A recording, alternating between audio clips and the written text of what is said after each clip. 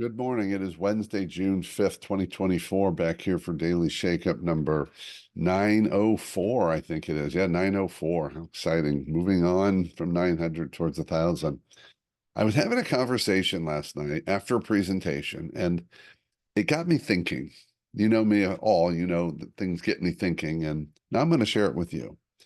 The presentation, they were talking about some technology that would significantly improve the quality of various health tests. In particular, one of these tests was mammograms. And so there was some mention of the terms false positives, false negatives, and then I had a brief conversation about it afterwards. But here's what it made me think.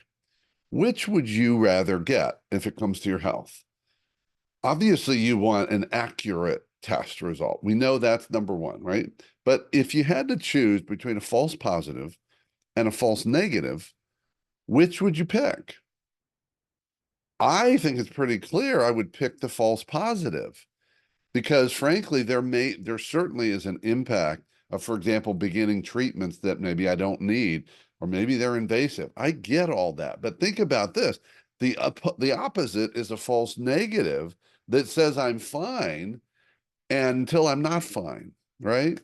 So yeah, we want it to be right, but I'll take a false positive over a false negative. So, what's that got to do with leadership? And what's that got to do with culture? Well, it made me think about biases, that we all have unconscious biases. That's the nature of the human experience. And because of my and our unconscious biases, I will attribute false positives and false negatives to people and to perhaps different cultures or different groups. So think about that. Think about how we and you and I create false positives and false negatives based upon our biases, at a minimum, incomplete information.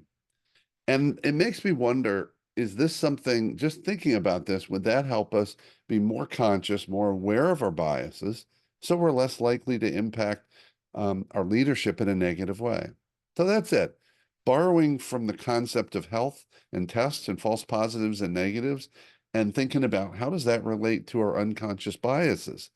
And ultimately, what's the impact of our unconscious biases in our leadership and our relationships and our organizations? Think about it. Love to hear your thoughts and have a fantastic day.